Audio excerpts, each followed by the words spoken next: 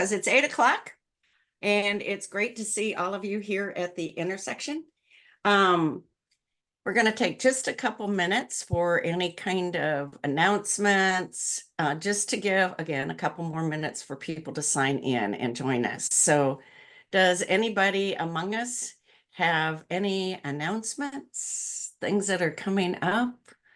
We had great attendance at the Festival of Faiths, like 700 people. They might not have been all at once, but they all came through between 1 and 6 on a very cold and rainy San Antonio day. Who would have ever thought 700 San Antonians would have gotten out in the rain and cold? We all know that we're not known to do that.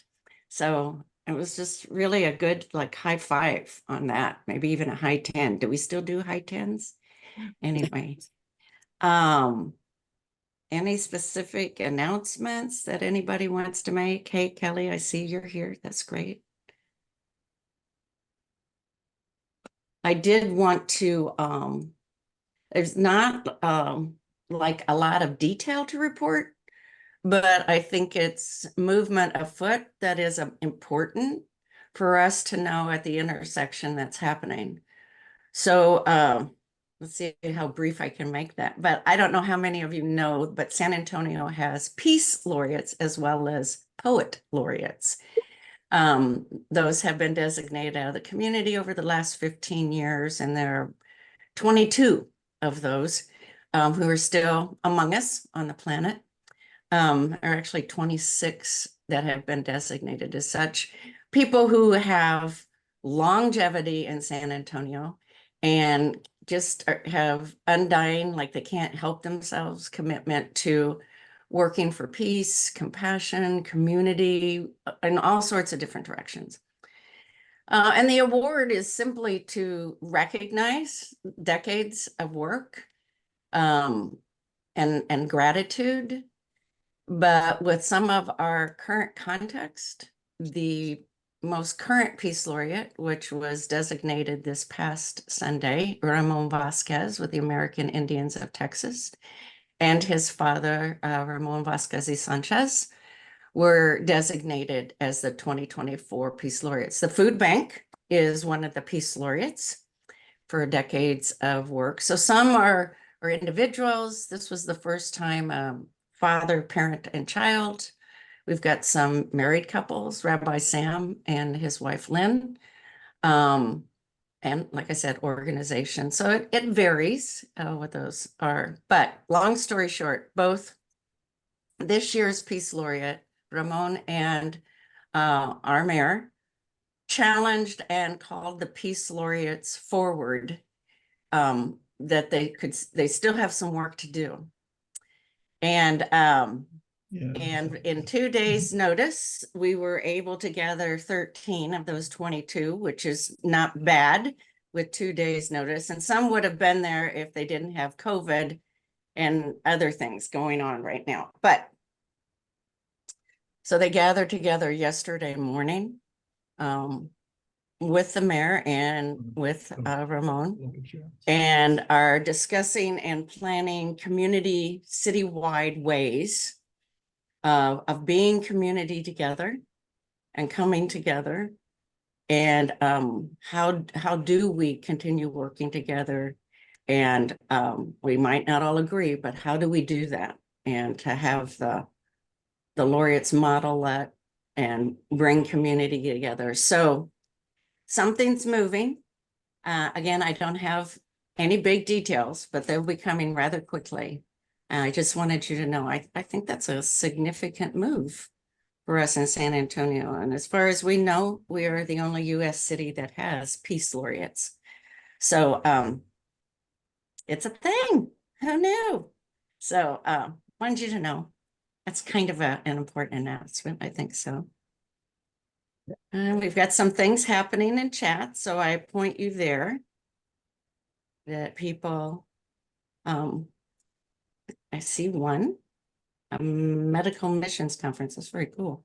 There's another summit in town 4 congregations, and it's on economic development. It's later this month. I'll see if I can find that information and put it in chat. I'm not as acquainted with those details as I might be. So I'll check that out while we're going through our briefing. Okay, on to our briefing this morning. Feel free to always put things in chat. So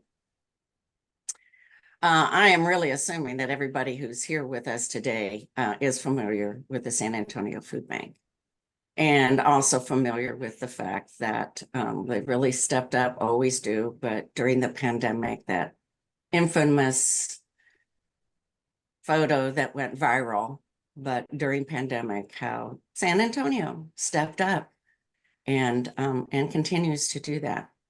But food insecurity continues to be here in San Antonio. Food deserts, still got some great, food pantries.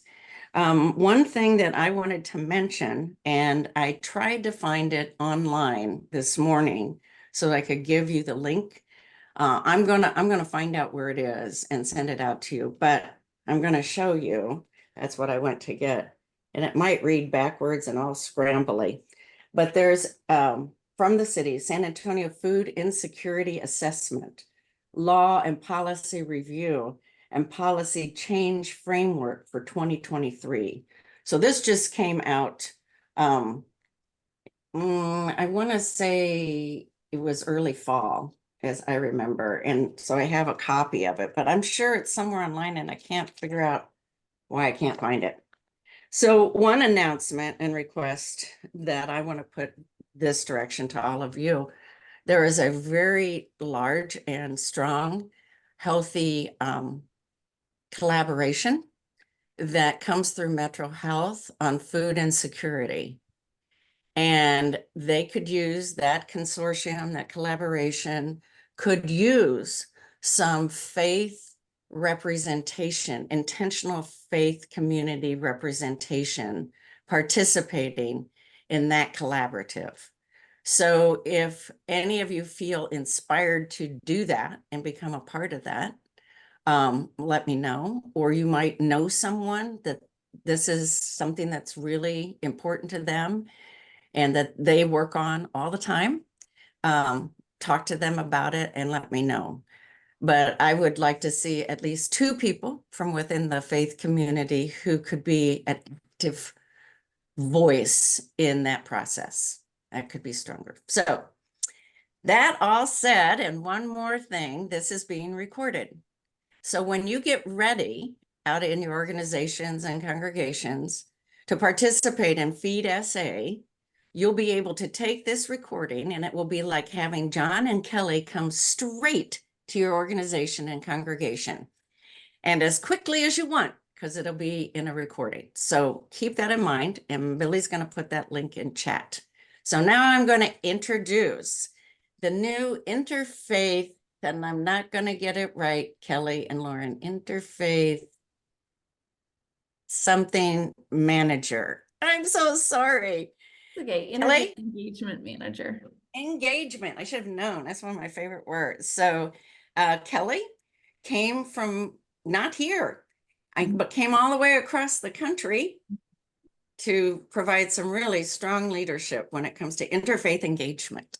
So she has kind of taken Lauren's position, and now Lauren is doing something else within the food bank. But she also brings with her John, who's from City Church, right? I got that right. That's right. And they're really the lead in terms of FeedSA. So I'm going to quit talking. It's all yours. Talk to us about food insecurity, what's happening, and FeedSA in particular. Thanks. I'm going to let John head this off, and I'm going to put a few things in chat as we get going. Great. Yeah, thank you, Kelly. I'm excited to be here with y'all today. And I appreciate Kelly. If you hear her talk for a couple minutes, you'll know that she's not from here. And I mean that in the absolute best way possible. So thank you, Anne, and everybody else for having me here today. I'm John. I'm a pastor at City Church in San Antonio. I'm responsible for pastoral care and social action. And so a lot of y'all are familiar with those kinds of things. within your faith traditions and your congregations.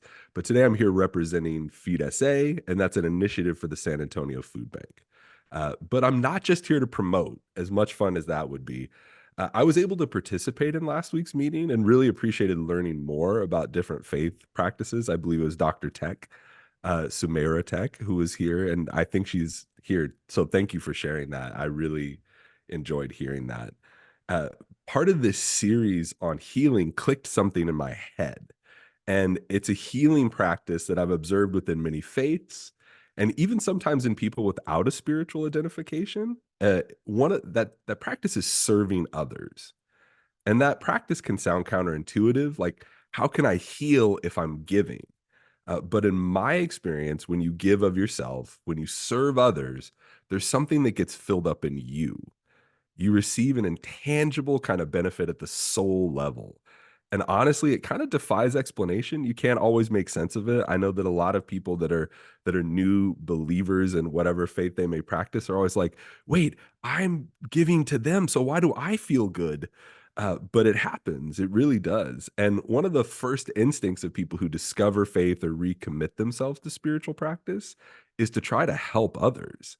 It's almost natural. And I've seen it over and over and over again, even when people themselves are in a vulnerable or precarious position. They often still think of others immediately and how to help.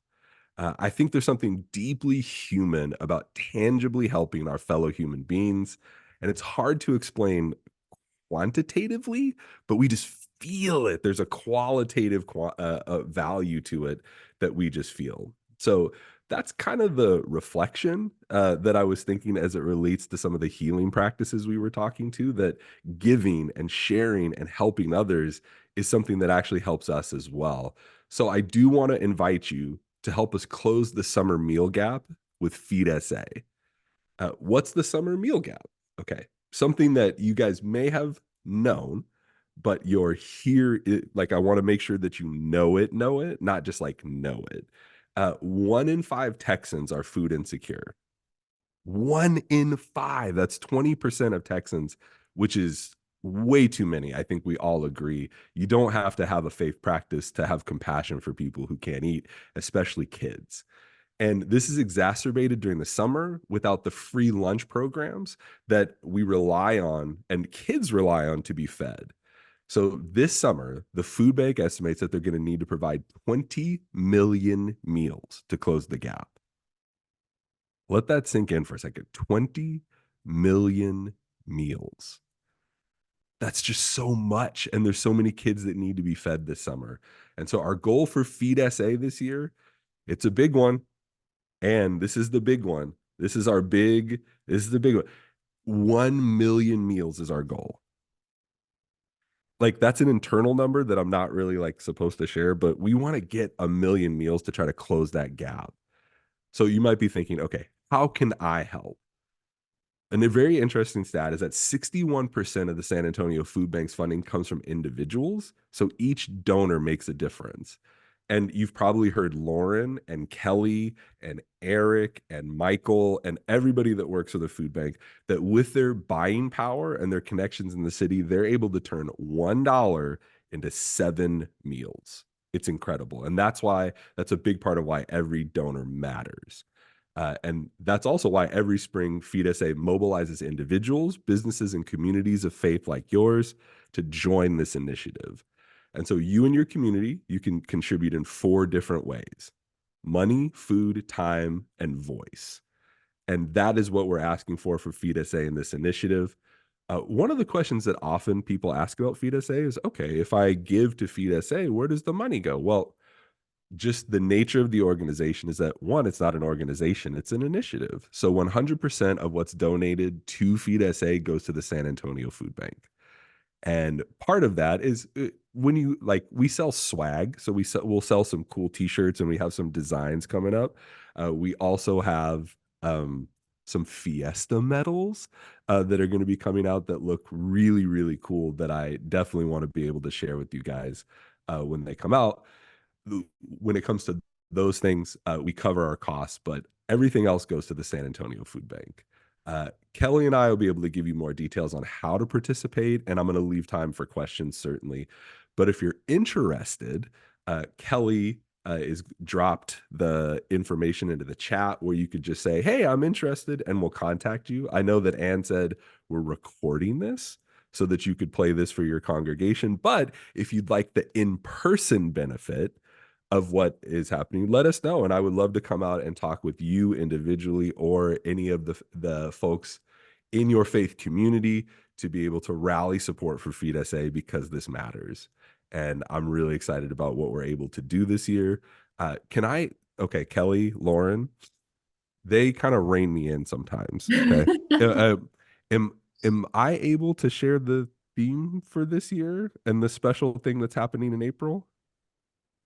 Definitely. Go ahead. So this year, something really cool is happening in that Eric Cooper is the Grand Marshal of the Battle of the Flowers Parade for Fiesta. And that is super cool. That brings a lot of visibility to the cause. And the theme for the Battle of the Flowers this year is Viva Amor. It's Viva Amor. And so part of what the food bank talks about is that food is love. And so Viva Amor is going to be the theme of FeedSA this year to go along with the Fiesta theme in our city. And we're going to try to capitalize on Viva Amor in 2024. Oh, that rhymed. I am a preacher sometimes.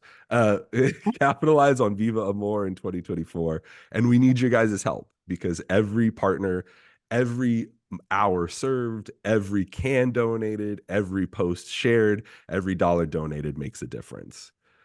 So now, Kelly, if you have anything, please go ahead.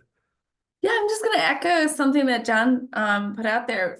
There's lots of ways to partner, and it should resonate with each of your communities. And that community might be your family. That community might be your faith community. That community might be your tennis team or whatever group. I always think in terms of circles. So whatever circles you're a part of, it should resonate. It shouldn't feel pushed on. But if it resonates with your community and whatever that community may be, it could be a food drive. We have preschools that they identify their favorite food, and it could be mac and cheese or, peanut butter crackers or whatever, and they do a food drive for that. It could be time. We have endless times that we need volunteers. We're only able to meet that 20 million mark if we have volunteers preparing food and sorting food. So we have lots of volunteer shifts that are available. And in future intersections, I'll be adding links that you can go to sign up. Money, as John said, it can be to purchase the t-shirt that's coming out. It could be a direct donation, but we're really hoping to close that summer meal gap that happens when students are out of school and their breakfast and lunch is missing. So we want to really provide feeding opportunities for the 1 in 5 children in the state that have food scarcity. And if none of those work, then just your voice, support us, say, oh, FeedSA is happening, you guys should participate. Your voice goes a long way. You're all part of different communities that we may not be part of. So sharing your voice is a huge way to support what we're doing in hoping to close that sort of food gap. What number I don't have, but I'm going to make sure I get it for the future, is I don't know how many partners we have in the summer exclusively that help make that happen. So we can raise all the money, but we do have a huge web of support that makes that happen. So I'm going to get that number for our next intersection to just so you can see that it's never just one organization. It's always the larger San Antonio community that makes this happen. And as members of that, we want people to participate and support it. So sort of where we are. Lauren, did you have anything else you want to add? You did great, Kelly. Yeah. Kelly. I can talk a little bit. I should say one of my boots. Yeah. It's cold. So my Midwestern accent up in Wisconsin and Minnesota can come out. Oh, that's fantastic. Do folks have out there any thoughts or questions? We can do some of that. That would be great. You can raise your hand and we can go from there. I have one. Some examples. Do you have some examples? You've talked about different organizations and groups that we were part of. I love the one about children. But maybe to give some, examples at different sizes and levels of FeedSA. That'd be great. Love that. Love that. And so some folks do a full-on food donation where, the San Antonio Food Bank comes and they park a big semi truck and you got these big baskets and your people are donating canned foods and non-perishables and you got the top 10. But we've seen a lot of other ways that people work. So some businesses have just kept like a bucket up front or kind of the equivalent of a tip jar. And they've had people put money into that goes to FeedSA, or they've made a certain product $1 of every time you purchase this goes to FeedSA. In faith communities, that's not quite as likely, but we've seen a lot of individual folks within communities also have their own campaigns. And so one of my favorite ones that I always talk about is that we've seen some of our kids get really inspired to do this. And so we've had a group of kids who go around their neighborhood with a wagon, knocking on doors, collecting canned food and donations for FeedSA. And I think one year they raised well over 1,000 meals doing that.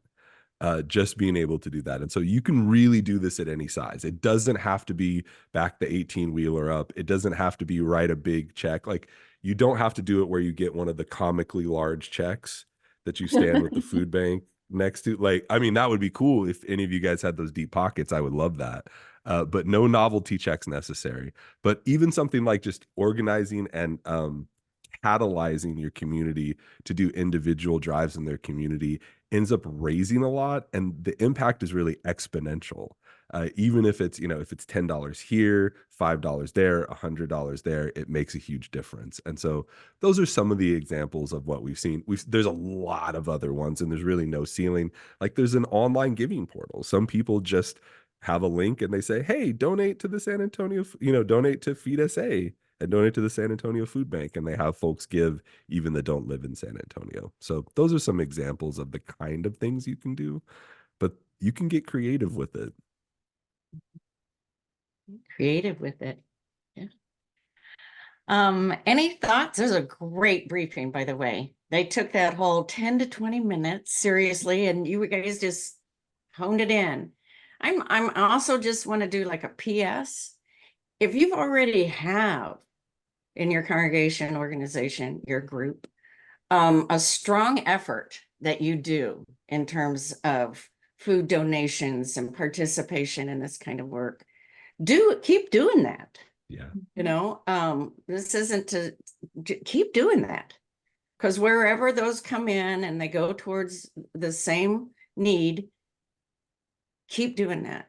You might also think, though, about how that could be expanded or enhanced by partnering with FeedSA. I don't know, but it's not to say to stop doing something that you're already doing and it has great impact and works well in your community. So, but if you haven't struck that yet, right, this is a really strong effort. I had put up twice the website. Now, this was the website, what I showed was for this past year. Yeah. The one for this year isn't there yet. You'll notice it was 600 and some thousand meals that happened last year. So you see the million as a strong goal for this year. Let's remind everybody again, what's the time frame for FeedSA? Is there a calendar thing? Yeah, great question, Ann. And so to include faith communities, because a lot of folks have different festivals and practices and rituals and holy days in the spring. So we know that Ramadan, and I learned last week as I asked the question, it moves up 11 days every year, I believe and so we have different dates for those. There's different dates for Easter, there's holy, there's a lot of different religious religious practices that happen. And so we wanted to open it up to connect FeedSA to some of those. And so we're really kicking it off lightly, like a soft launch in March. And if your team, your people, your congregation, whatever, your community is interested, we can get you on board. Then we really ramp up in April when we have all the Fiesta stuff happening. And that's when you're going to start to see all the medals, the t-shirts, and a lot of us yelling Viva Amor in 2024. doing that. And we're doing a lot of the collection and volunteer opportunities in May as well, and it runs until June, and that's kind of the end date. So we have like about a 92-day-ish window that we're operating in, and we're going to keep enthusiasm up, but we do start with the soft launch. And we want, part of what makes FeedSA work is that we're willing that we adjust based on what you're already doing. We want to work in the natural rhythms of what you're doing and not just go, well, here are the dates and this is what you do and this is how it works. We'd much rather work with you and what works with your people to be able to do that. And so I would definitely, if you within this March to June window have an idea, certainly let us know. And Dilly has her hand up. Dilly, want to open your mic? Yes. Could you please speak to the Medicaid and SNAP preparation that you have upstairs at the food bank? Sure. I'm actually going to probably turn this over to Lauren because I think she has a better understanding, but we do have a full client services upstairs so that people coming in are able to meet with someone to begin their SNAP application and get them moving. Lauren? Yeah, that's a great synopsis. Is there a specific question about it? When it's open, what people need, I guess? No, I just wanted to point out that you have that service available there, and that's the best place to go. Yeah, thank you. Your people are so wonderful. Oh, thank you. That's speaking of sometimes things you need to hear. That's great.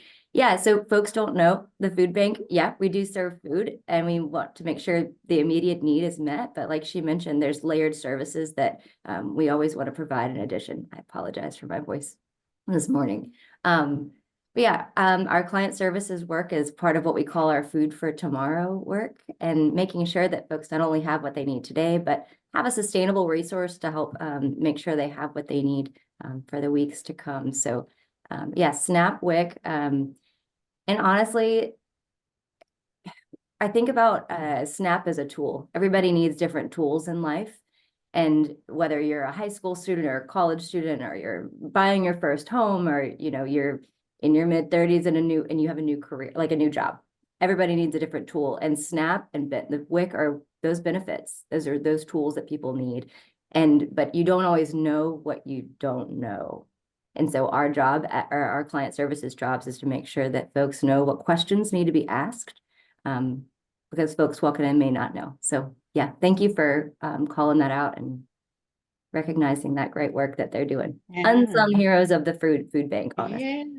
Yeah. I'm going to take a pause here, but there is a request in chat for when we come back. And the request that I have is if John or Kelly could describe the tools that FeedSA provide. If say that again, what is provided for congregations, organization, your group that you can use so you don't have to create things. So my pause at 28 after the hour is to say thank you for everyone who's come today, and for those who need to move on into other meetings on with their life, feel free to do that, but thank you. Next week, we're going to be hearing from one of our Peace Laureates, and an effort of art that is both local and global that has just come about in the last month or so in terms of children and again, living in our challenging times, and what could that be and what that looks like. So one effort in these challenging times. And so it'd be great for you to come, Sister Martha Ann Kirk, the Sisters of Charity of the Incarnate Word. One of our Peace Laureates will be presenting. And I think she has a student too that will be presenting who's leading up the local effort. So back at the intersection. So what we have in chat about the senior, they want you to talk about what's available for seniors, and then tell us a little bit about the tools that are provided. And may I say one thing before people go? Sure. This is Joseph, social worker. Just a clarification, if you are needing food for now for somebody, do not go to the San Antonio Food Bank. Go to a food pantry nearby instead. Go to sacred.org and look up food pantries. At the San Antonio Food Bank location, they help with applications for food programs, and they package meals to be delivered at a later date. Thank you, Joseph. That was really important. The food is closer.